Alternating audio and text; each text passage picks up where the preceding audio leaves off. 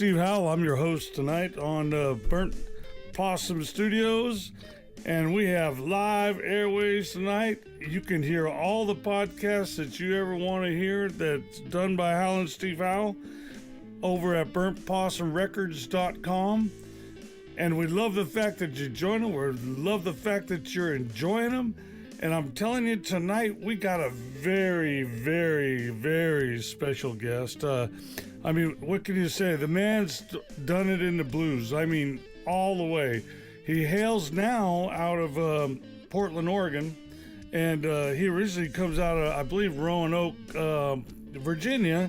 And there's a story to be told by this man. If he don't tell it by his lips, you just got to go listen to his music and you'll love it. But anyway, folks, here it is. Kevein Selfe, how are you, brother?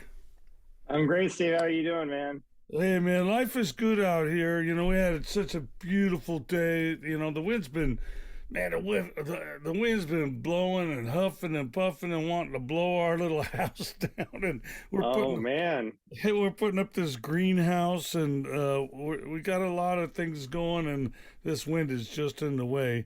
And so how are things out there in Portland? Things are a little, if you're talking about weather, things are a little strange out here. We had 4 inches of snow on Tuesday. Oh, no way. Never, yeah, 4 inches of snow. That's never happened in April, ever, in Portland. And then we've had hail the last 2 days in a row. It's been crazy. It's been crazy. Goodness. Oh, yeah. I can't believe that. That's got to affect Yep. a lot. That's got to affect a lot of different things going on. I mean, you know. Oh yeah. Brought some trees down. A lot of power outages. It was pretty crazy. And yeah, I of course, I love talking about the weather. That's what I have my degree in. I have a degree in meteorology. That's what I was supposed to be doing with my life. That's what I used to go tornado chasing in the Midwest and the in Kansas and Nebraska, all up through there. Oh man, yeah, we get some barn burners is what we call them, or toad chokers, or however you weathermen want to state about it. Anyway, I'm going to try to talk through this frozen portion of this. It seems like you're frozen on the other side, but that's all right. You'll come back. I'm good. Okay, yeah. Good. We're good. So sometimes it just happens, if you move. For some reason with Zoom, it's like I get moving a lot, and if you get moving a lot, it's like, hey, wait a minute, boys, you got to settle down a little bit, Yeah. So anyway, my favorite line about weather, though, I'm just a sidetrack because we are going to get onto the music. Is that you remember the movie The Perfect Storm? Yeah. Mm-hmm. And that guy, he grabs that girl's arm and he pulls her over and say, you'll only see this once in a lifetime. We got this cold front sweeping down from the north, and we got this warm front sweeping up from the, and it's gonna collide right about, great line. Yeah. Mm-hmm. So tell us what you're up to. What have you been up to lately as far as... The blues, man. Oh, yeah, I think like a lot of us are just trying to get our feet back under us, with the craziness the last couple of years with COVID and all that stuff. So I'm just trying to get back out there and play as much as I can, How do you find your way back? I mean, because it just seemed like nothing's ever happened like that before in my life. Yeah. Right now, like you mentioned, I'm living in Portland, Oregon, and right now I'm kind of staying close to home.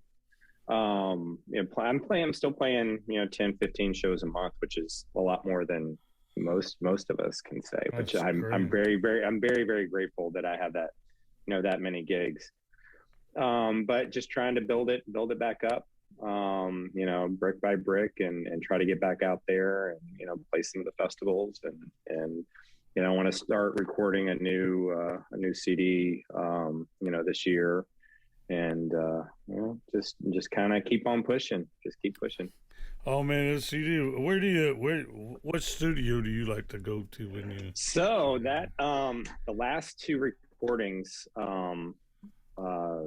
that I've had. I've recorded at my drummer studio, which is Rose Leaf Recording. That's Jimmy Bott, and I don't know if you recognize the name. Yeah, so Jimmy's my drummer. Yeah, and he lives 5 blocks from me. So it's great. You know, I love going. It's got this homey vibe, and you just go in there, you feel comfortable, it sounds great, and then of course you have Jimmy playing on the recordings and he's engineering at the same time. Oh wow! And yeah, and you know, somebody he's probably recorded now. It's probably over 120, 130 CDs recordings he's been on. So he's the guy. He has the best ears of any musician that I know. And a lot of times some people don't consider drummers musicians. He is a musician, and he listens, and he has great ears, and he knows when to push things, when to, to kind of lay back and to, all the little adjustments that you need to make a recording great. Jimmy just does that. And so that's the last 2 recordings, the one that was on Delta Groove and the one that was on Biztone.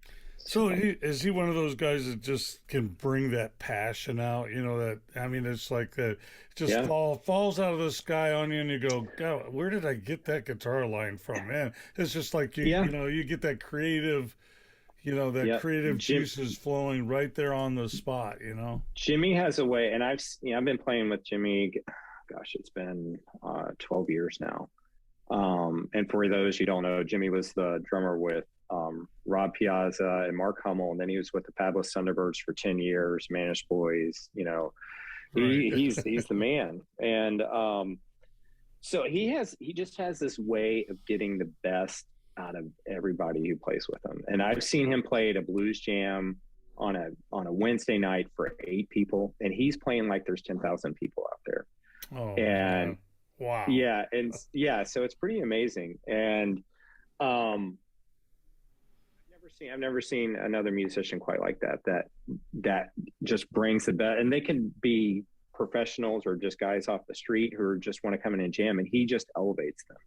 So I'm really, really lucky to be able to play with a guy like that on a regular basis, and to have his studio so close. Are you doing most of the songwriting then for this?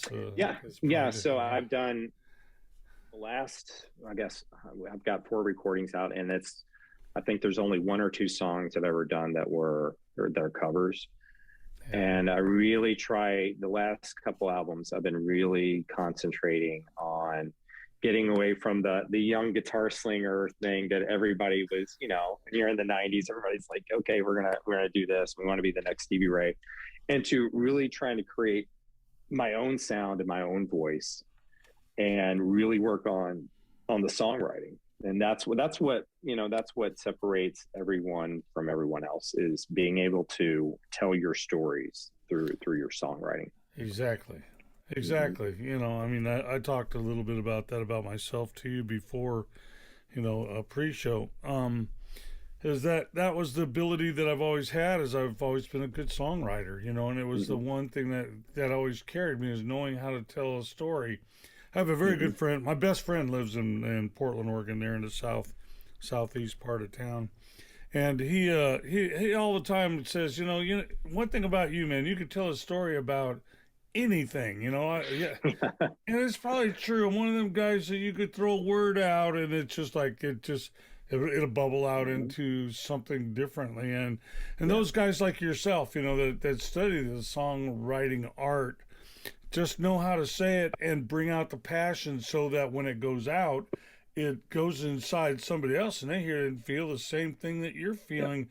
And it's no wonder you are where you are. And for the folks there on this podcast, just for podcast sake, I want to say that Kevein is highly regarded in Portland. I mean, like top of the line, top tier type musician, and that's kind of saying a lot, coming from people. Don't think of Portland like a blues mecca. They don't think of like Southern Oregon as a blues mecca. They don't even think of Northern California as a blues mecca. But I dare say, I've lived out here in the Midwest for 24 years now, and it's a blues mecca in some ways. If you look at it, like Kansas City's part of the blues triad.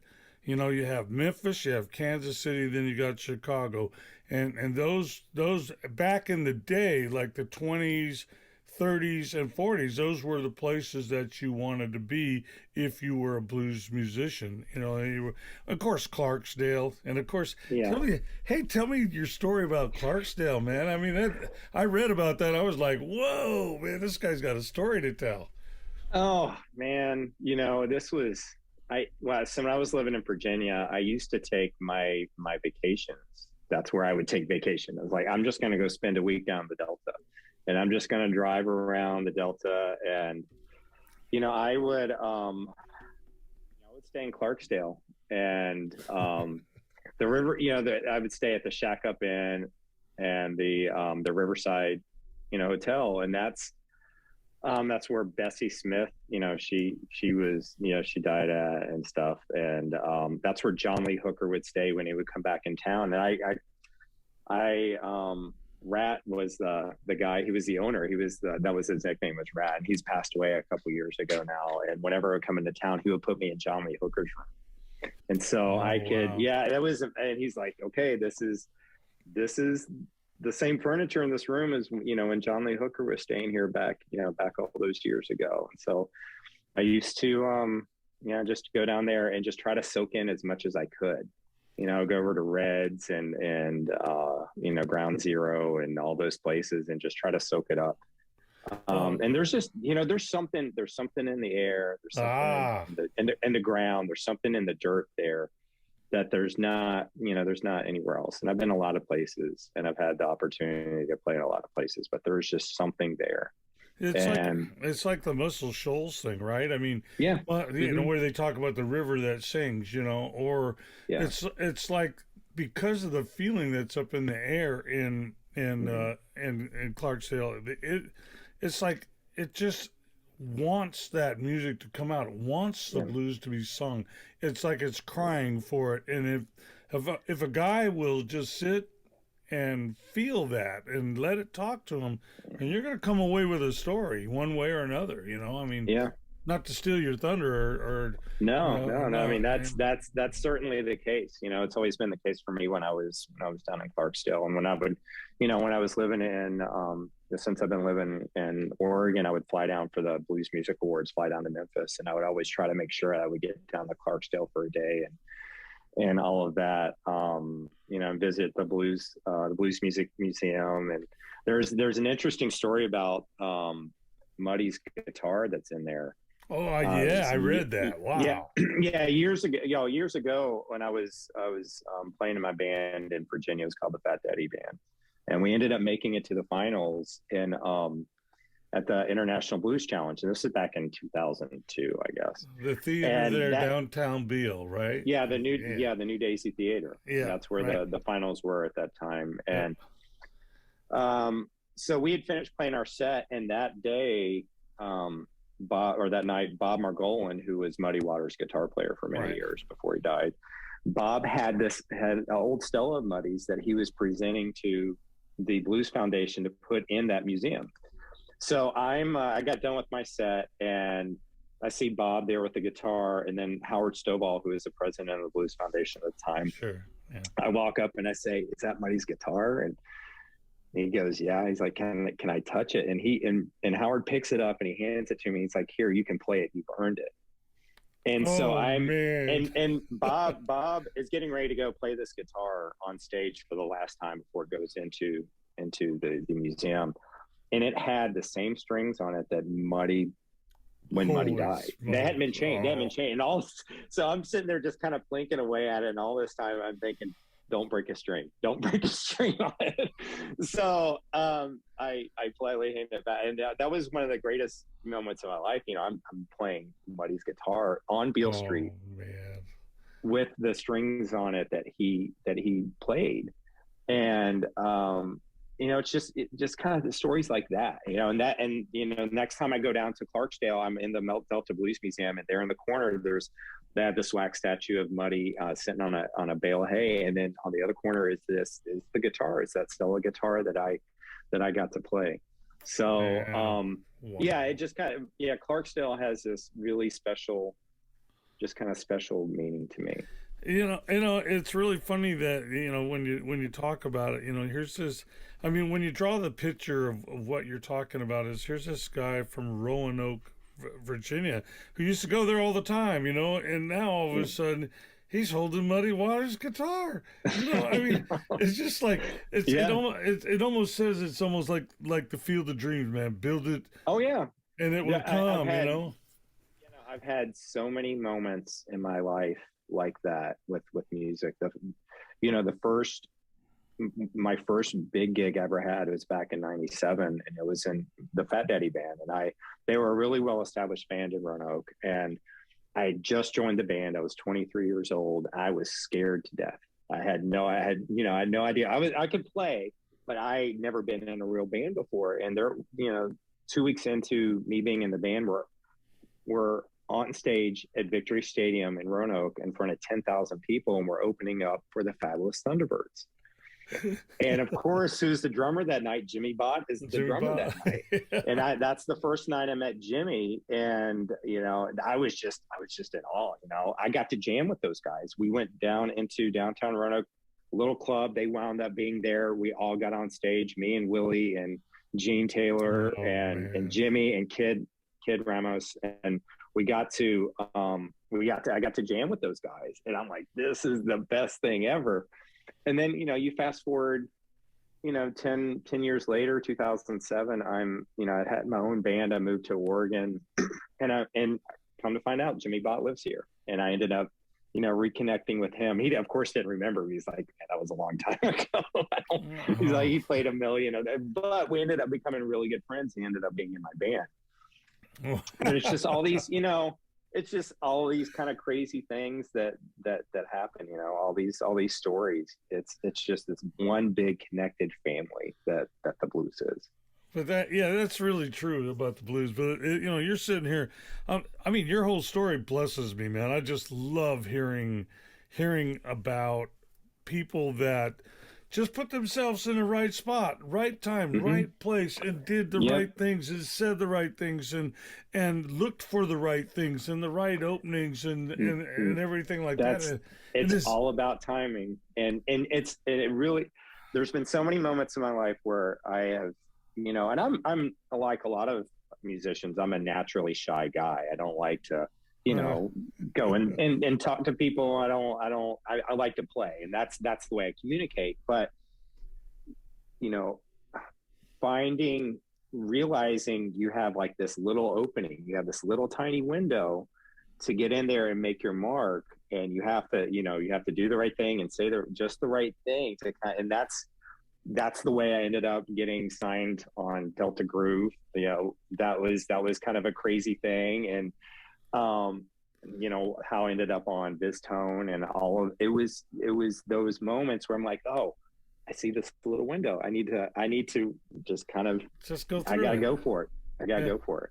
Yeah. So when those Delta Groove and Vistone came up, did you just has it been a good ride?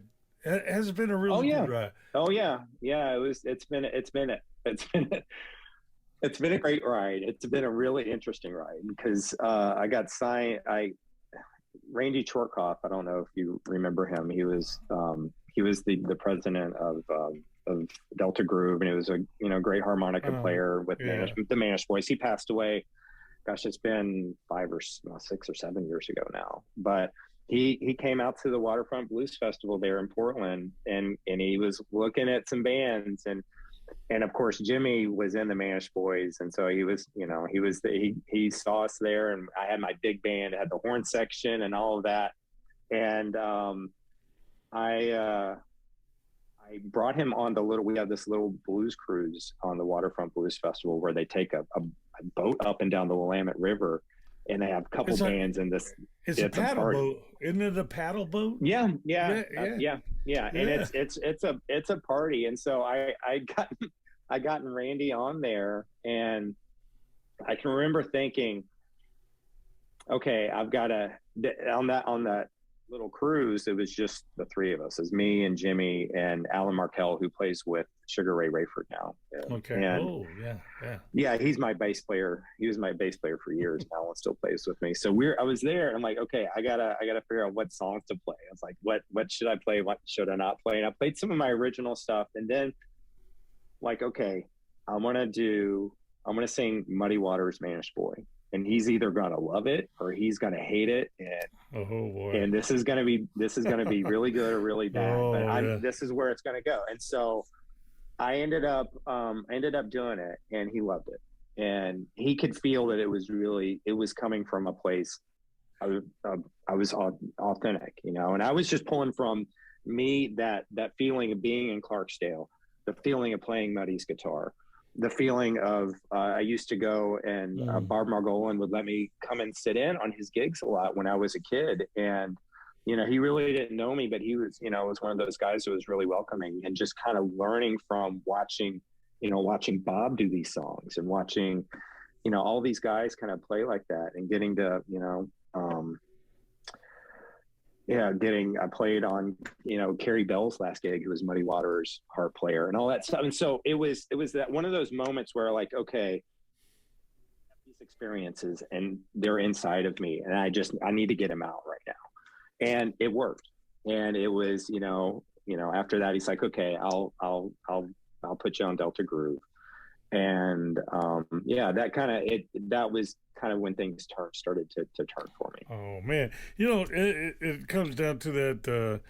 I love John Lee Hooker, and Oh what he yeah. said, and his daddy told mom, it says it's inside of him. It's got to come out. It's Yep. inside of him, Yep. and that's what you're Yeah. explaining about that. I mean, because Yeah. like whenever I played, and whenever I've played on Bill Street and those places like that, and gone down there, it becomes such a special time. It's like it's mesmerizing. I don't know how Mm-hmm. I don't even quite know how to explain it. I'm pretty articulate about strange things, Mm-hmm. like I played a place called the Red Slipper there, where I met Iglauer, and Mm-hmm. Yeah. that was quite a meeting there. But there was something special in the night, and for some dumb reason, I had built this cigar box guitar, and it was so I broke it out and I started playing it.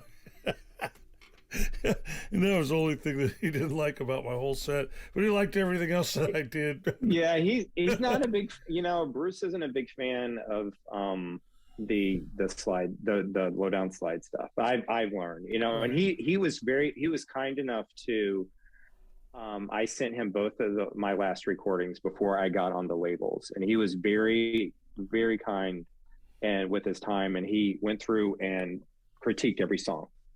And there was a lot he liked, and there's some stuff he didn't like. He's like, you're a great songwriter, but here are some things that you could work on.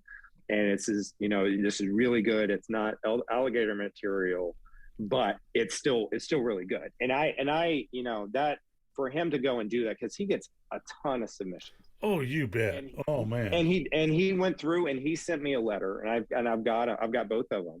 And he sent me a letter back, just like, this came across my desk today. Thank you for sending it, and goes through every song. He's like, oh, this is what I hear in this, and this is what I like about this song. Maybe you could try to work on this. And it was amazing. And I noticed through those two experiences that, yeah, he wasn't a huge fan of the slide kind of stuff. No, The low down. Yeah. My Journeys album was basically all Yeah. slide. Yeah. But he did write, like you said, he does write you a letter, and he goes point by Mm-hmm. point through Yep. each song. The thing that Mm-hmm. he wasn't real happy with me, it was just about my voice, and all that did is Mm-hmm. make me better, because then from that moment on, Mm-hmm. I did nothing but work on how my voice, Yep. how I could articulate better what I Yep. was really feeling, and really it made me, in as they say, in all weirdness, but he put me in touch with my feelings, and really Yeah.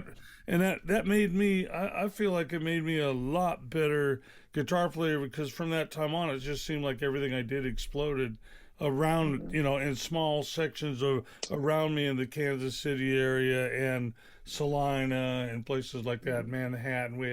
We have Salina, Manhattan, Lawrence, and then Mm-hmm. of course Kansas City. And Kansas City is, to play 200 gigs in Kansas City, boy, you're working hard. Yeah. You're working Yeah. real hard. You're And working real hard, man. I worked real Yeah. hard. And they made and they paid a lot better out there than they did in Southern Oregon.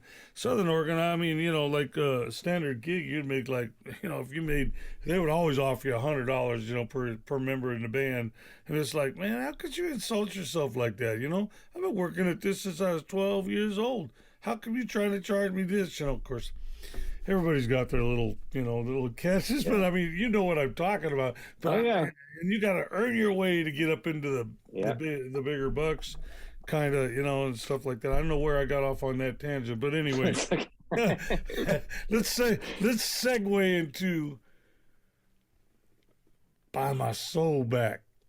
Oh Okay. yes, Kevin Selfe in "Buy My Soul Back." I love this song, man. I do. This song is Cool. and the guitar is so clean on this. Oh, it's so vibrant. Here we go. I better not talk about it anymore because.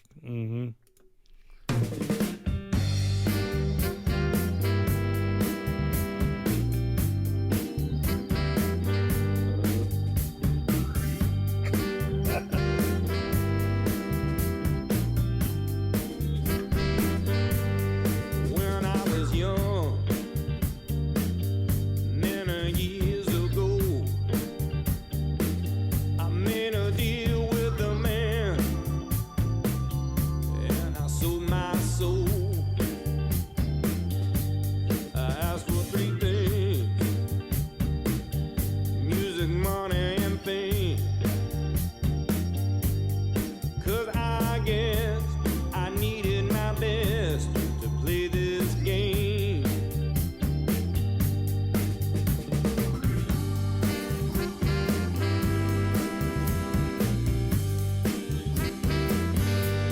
I traveled this land from town to town,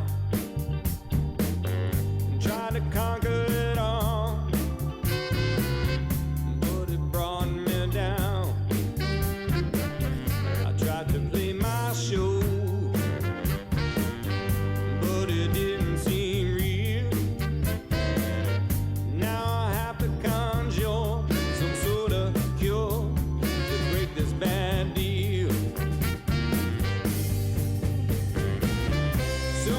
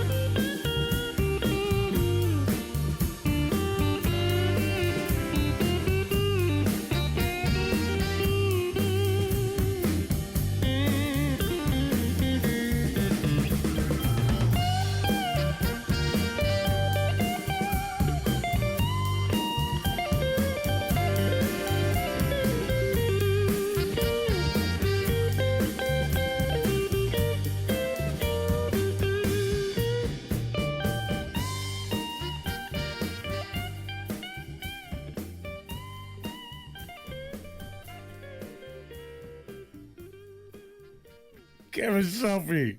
Or should I say Freddie King revisited, baby? Man, what was that great sound of guitar? Was that a 335? Did I hear? No. So that's a Strat. That is my old Strat. Played with my fingers straight through a 1966 Blackface Super Reverb. Oh, that's right. it. No pedals, no nothing, just straight through it. Yeah. Oh man, it did. It had a round sound though. What pickups are in that thing, man? What kind of pickups did you have? Yeah, in there? just I think those have the Lindy Fralins. Those got Lindy Fralin pickups. Mr. Fralin himself. I don't know if you knew this, but I built guitars for years. I mean, wow, okay. I actually manufactured them out of the Ozarks. They're at Osage Beach in Missouri. Yeah, actually, I did. Yeah, so sent them everywhere. So when you talk about Lindy Fralin or any of them guys like that, it's like, man, thank God for those guys because they really made my guitars. Well, I got basically all my wood I got down there in Natchez, Mississippi. So I got to go down to Natchez and stay there quite often. Became friends with the lumberyard people, and and there's a lot of good folks on down in there.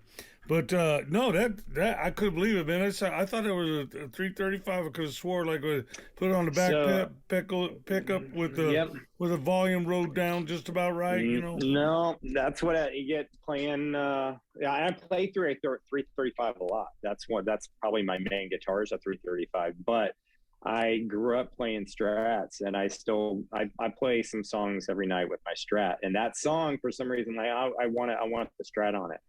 But I'm I'm playing with my fingers, and I'm trying to get that sound, almost like the Gibson sound out of it. Well, what I like about the cut. It's not only well produced, well mixed. I mean, I love that kind of. I love that fullness because it's almost like you're hearing it live. It's not squashed. It's not. It's not. It's not overworked. It's like bringing, and you could hear every instrument, or you could almost picture them on stage in your mind. Why it's being played. I don't know if you did that as a boy. Sitting around listening to records and stuff like that. You opened up the cover and you just kind of go into dreamland and read every line that is ever in there. So that's that. And not only that, I was going to say also, it wasn't only that, man. I really dig the authenticity of your voice. It doesn't sound like you're trying to be somebody else, and that's always been my biggest gripe in most of the blues genre that you get. Some guys trying to sound like this guy or that guy. Let's pour a little sand on my voice and take a couple shots of whiskey and see if I can't get the gravel. And that it took and I was one of those guys that was trying to do that because I've never liked my voice. I wasn't naturally a singer. I had to try to, sing, figure it out, on the way. And what it took is, Curtis Salgado pulled me aside, and he's a really good friend of mine. And, he lives here in Oregon, and he said, you're a great guitar player, you're a great songwriter, but you need to get some working on your voice. And so he hooked me up with his vocal coach, guy named Tom Blaylock here. Yeah. Here Tom in Oregon. Yeah. And he's actually, Kev Mo was taking some for him from a while too. And so I'm like, all right, I'm in the right place. So for about 3 years, every week I would go and take my vocal lessons. And this was after I was already signed with Delta Groove. And it was before this recording that you just heard came out, By My Soul Back, the one that's on VizTone. And I got to the point where, okay, I like my voice. It is what it is. I'm not Curtis by any means, or Kev Mo or those guys like that. But oh man, I'm not. That's tall order there. Yeah, it is. But I got to the point where I wasn't embarrassed of my voice, in which I had been for years. I was growing up in Virginia. I had bandmates like, oh, you should never sing, and I never was a singer. I was just a guitar player for many years. And so now I'm comfortable where it's at. I know where, I know what to do and what not to do, and where my voice sounds good, and just learning how to use my voice as an instrument. and not. So it was definitely a process, and it was it took somebody like Curtis, very gratefully pointing me in the right direction. Well, I've been trying to get a hold of Curtis. Yeah, he's hard to get a hold of. I He's want. hard to get a hold of.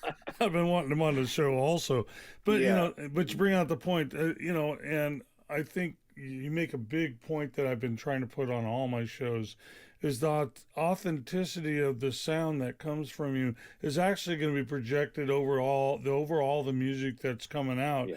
People will feel what you're saying instead of just, when you're trying to imitate somebody else, they're trying to hear Right. that other guy instead of you, Right. which doesn't promote. I feel like I it know. doesn't really promote you. I mean, Yeah. it's a point I've made over and over again on my show. Basically is, why? Because I beat myself up and worked and worked and Yeah. worked my tail off to try to get a good voice. And now with some of my good friends, now if I send them a recording and my voice sounds authentic and it sounds real to them, they automatically go, God, that was a great cut, and it's like, and you finally feel like, okay, man, just as I quit, I've gotten to where I want to be Yeah. vocally. Yeah, it happens like that. And it's not so much jive anymore, I mean, it's Yeah. you go through those jive stages. Come on, man. I mean, Yeah. it's like when you've been in the business like over 40 years or so, you got some jive in you. There's some stuff that happens inside of you. And the thing that I think the thing that's really important too is the way that a person talks with the guitar too. It's like, whenever I've had my students, and I don't know if you have any students or you have anybody that follows you, or any mentors or anybody like that, but one thing you try to tell them is, the music is call and response. You sing, you play, you play what you just got through singing. Did you happen to know who Ben Benet is by any chance? Mm-mm. Well, No. he was really big in Southern Oregon, and I mean, and he was a studio musician, and like you could read about him on, he's in the first Beach Boys album, and then Oh, wow. then Okay. he's on Steely Dan and stuff like that. Well, I took lessons from him, by accident, kind of. Well, not really by accident, but but the first thing he said, the first thing that he told me, he says, "Steve, find your own voice, man." Because Yep. I That's was a, it. I was an acoustic writer, doing this stuff, and he was saying the same thing. And here's a guy like yourself, you're doing it, man. You proved it right there in that recording, right there. That was Mhm. beautiful, brother.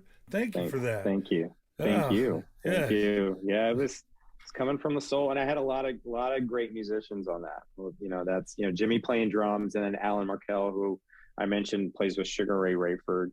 He was on the bass, and he was my bass player for many years. And his wife is the one that's singing backup vocals on that. That's Lisa Mann. Oh, wow. Yeah, and Lisa Mann has won the Blues Music Award twice for Bass Player of the Year. So two bass players got married. They're awesome. They're amazing people. And then Steve Perrin on keys, Joe McCarthy on trumpet. That's Brad Ulrich on the bari sax, and then Chris Mercer is on the tenor sax. Okay, And right. he is the one that played. He was in John Mayall's band back in the '60s. He's from Oh, England. man. He's a Brit, and he was on Freddie King's Burglar recording. He was the one that actually wrote "Pack It Up." He was in the band that wrote "Pack It Up." Wow. And ended up recording with he was in Dr. John's band. He was Bob Marley recorded, and it was on the Pretenders and Brian Ferry and all these. I mean, the list goes on and on and on. And getting to play shows with Chris it's a mind-blowing experience. I mean, we'll be doing somebody will bring up Hendrix, and he's like, "Oh yeah, I was on the side of the stage when Hendrix burned his guitar and stuff like that." I mean, because he was opening. I mean, I think they were like opening, for Mayall was on a couple tours with Hendrix, and that's my education. I mean, just like I can't believe I'm getting to play with a guy who's when Pink Floyd, their sax player, couldn't make a show, they called him to play the solo in Money, playing the sax solo. I mean, he's the guy. So, Oh man. yeah, just getting to getting to play with guys like that has been the biggest thrill of my life. Because I was, just a kid growing up playing blues stuff in my basement, playing some Muddy Waters tunes and things like that. And I never thought I would be a professional guitar player. And I just kind of just kept practicing and kept meeting the right people, and just one thing after another, here I am. Well, I mean, it says a lot about you because I mean, it's like all these people that to be invited into any echelon that is like out of what you call, what I would call out of my reach. It's like I mean, Yeah. it's like dating a lady. She's so Yeah. classy, she's so fine, and here you are. And I came from I came from a Pomona, California, man. I was like Hmm. and I lived on the poorer side of town, the $10,000 houses, Yeah. type thing. And when you come from something like that, it's hard to go up and talk to a lady that comes from the houses that are like 150,000 back then. Hmm. Like they said, it's hard to go talk to them. So here you are in this situation, all you had to do is say yes, right? I mean, Yeah. or did you have to really schmooze? You say, hey man, could I sit in with you guys sometime? No, Did you ever have to and do that's that? that's the thing. I never. I always was very diligent and did my homework, and made sure that I could play and I could do the things that were asked of me, and I put myself in the position to be successful. And I never really had to, I never wanted to ask, like, hey, can I sit in, or hey, and I don't think I ever really have, and I've just gotten to, people, they see me and they see, what I've done, and they know what kind of person I am. I'm like, here, they hand me a guitar. Last time I was in Kansas City, it was at Knuckleheads, just hanging out with Tommy Castro. And he's like, here, play my guitar. And next thing I know, I'm on stage, I'm playing Tommy's guitar. And then, Samantha Fish comes up and I'm playing, Tommy goes and sits down, and Samantha and I finish the set. We play, like the next 45 minutes. It's, her and I just with his band backing us up. And it's one of those things where, you do your homework, and you put yourself in that position, and just be a nice guy. That's what it is. Most, Yeah. yeah, it is. And it's Yeah. Yeah. because there were a lot of people out there. Somebody told me a long time ago that 95% of success in this world is being nice and being on time, and that's it. And that is, and that's the way it's been for me. And people will give you a chance. They'll give you a chance. They will. And if you're good, and you've done you put the time in, then you'll start, rising to the top. And that's that's really what it is. And you just have to. It's not about. I mean, I've seen some really pushy people. I know we all have. Oh And yeah. Oh man. and there's nothing worse than, and I get it all the time. People, I'll be out of town or something, and people's like, oh, I've played with this guy and I've opened for this guy. Let me play your guitar. Let me do this. Let me do that. And it's like, no, you don't. No. That's not what it's about. This is, yeah, it's just not what it's about. And It's a no right the minute they do that with me. It's yeah, like yeah. yeah, I mean, yeah, I've yeah, had, no. yeah, I've had. I mean, it happened. It's happened to us all, and your time will come. If you do the work, and you oops, lost you there. If you do the work, and you're a nice guy, and you're on time, and things will happen. Things will happen. Yeah, I got a story that kind of goes along with that, if you don't mind me indulging. Yeah, go ahead. I mean, I opened for Kinsey Report. I told you that earlier, Hmm. that I was opening for Kinsey Report, and I went back and I mean, it was at a private party, and there was a lot of people. There was a lot of fun, and I was back there chatting with some of my other musicians friends, and it's a tree line back there, and it was out in the outdoor concert, on a 42 footer. They Yeah, always stick you on a 42-foot, yeah, flatbed out in these yeah. parts. Anyway, Oh yeah. they think that's the stage to have, but it really is hard to play on one of those because they're kind of rounded, they're Oh, kind I've of played. I've rounded. played on many a flatbed back in so, Virginia. I can tell you that. so you know what I'm Yeah. talking about. But Yep. anyway, I was off back there, and we were back there, sharing a beer and talking, and all of a sudden Donald Kinsey goes, "Hey, where's that Howlin' Steve Howe?"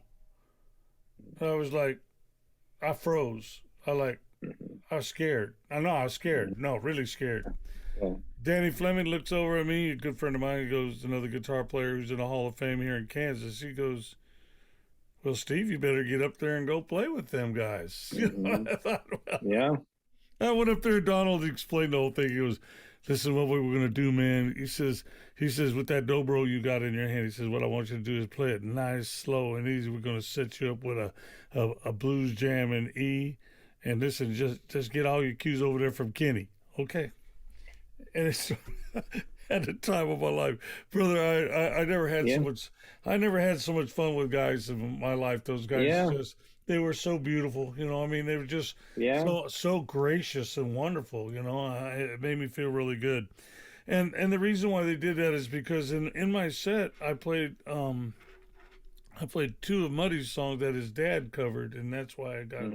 That's why I invited me on the stage. Is like he says, God, you reminded me of my daddy and their dad. I found out their dad just died a month before this, so it's like, you know, kind of a big deal. So anyway, that's a story I thought I'd share alongside yours. No, that's great. Just to prove a point, you don't have to ask. You know, if you got the goods in your pocket, somebody's going to come along and notice that. You know, I mean, and that's the big one. Hey, do you mind if we play your double dipping, man? I love the guitar work on this one too.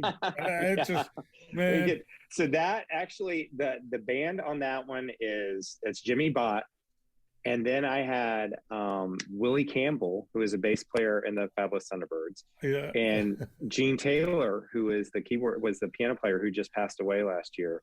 He was the piano player on that. So it's like me and I'm at the Fabulous Thunderbirds, you know, and who knew, you know, 25 years ago, that was, you know, this kid getting to jam with those guys. And then years later, I get to ask them to be on a recording. So yeah, this is, they're on Double Dipping. Doesn't that make you walk away sometimes and just go, wow, man, God, this is so good, man. Just thanks so much that this happened. It's really cool because it is like a happening. And here we go on to double dipping, and man, you're going to hear some guitar playing on this.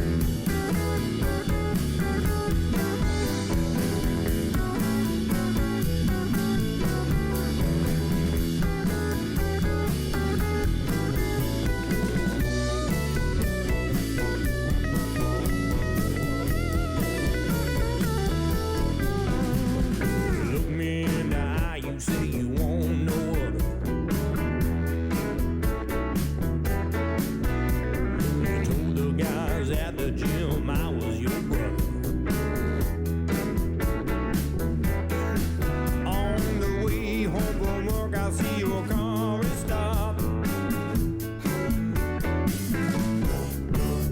You're standing there kissing the attractive car.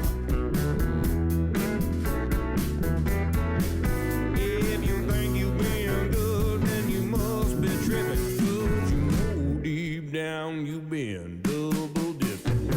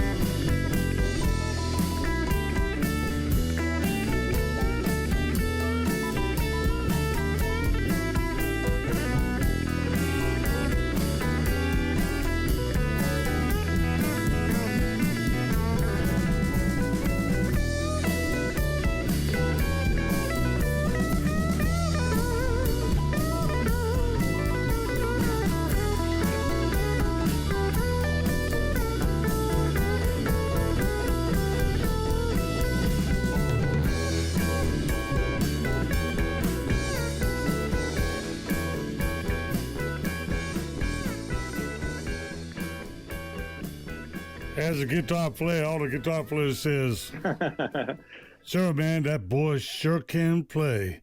Kevein, oh my goodness, Kevein Selfe, brother, that is, oh man, that stuff that just, that reaches down. Thank you, Steve. Dude, it's like it's cut out of the 50s, but it's straight up into 2022. Yeah. Dude, you really got it, man. I can see why you are where you are, man. You belong Thank you, there, brother. dude, all the way. Thank you. You can tell by the hard work and the people that you've been shouting out to and hanging around with, going out and getting vocal lessons and telling your story here on burntpossumrecords.com.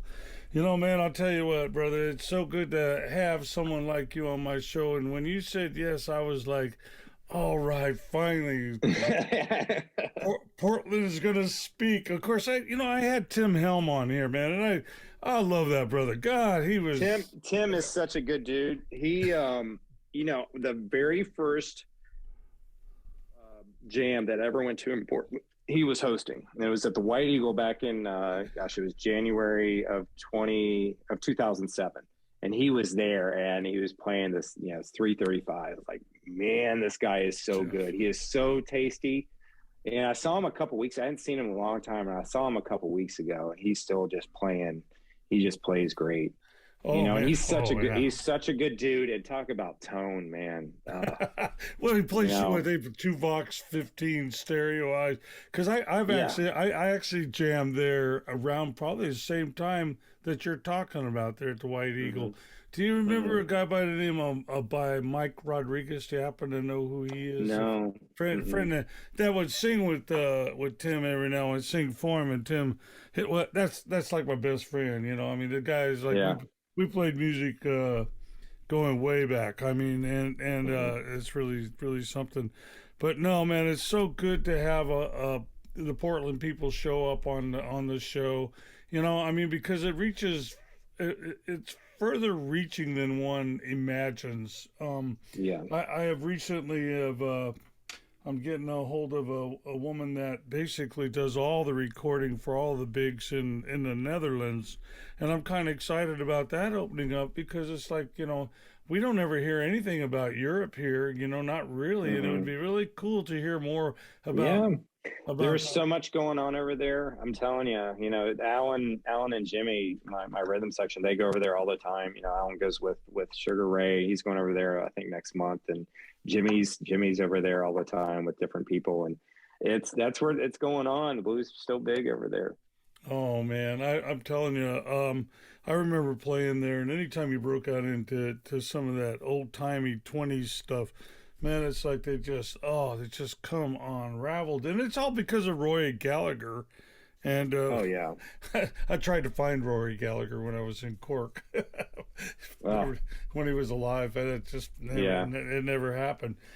But brother, I want to thank you. It comes at that time of the show where I've got to close her down just simply because we can't make Yeah. Apple if I don't. You know what I mean? And I got Yeah, no, I gotcha. Thank you so much for having me. Yeah, this has been a blast. you gotta be on Apple, brother, man. I tell you what, people got to hear this No, this is conversation. great. I mean, is there anything? Did we miss anything? Just real. I think we got it covered. Can I tell them my website, where my website is, or Please do, and where they can find your music or you any of your goods. And I'm on Apple. You can Apple Music. It's Kevin Selfe, and it's Selfe. There's an E on the end, and the E is silent. And it's kevinselfe.com, and that's where you can find out where I'm playing. You can find out more about my music. So yeah, there you go. Oh yeah, and do go visit that site because I mean, some of the things we talked about, I think we only really touched upon it, but the bio that they have on his site is just phenomenal. It's like it should be a book or something. But anyway, it's fantastic reading. Anyway, I'm gonna play this song out, and here we go.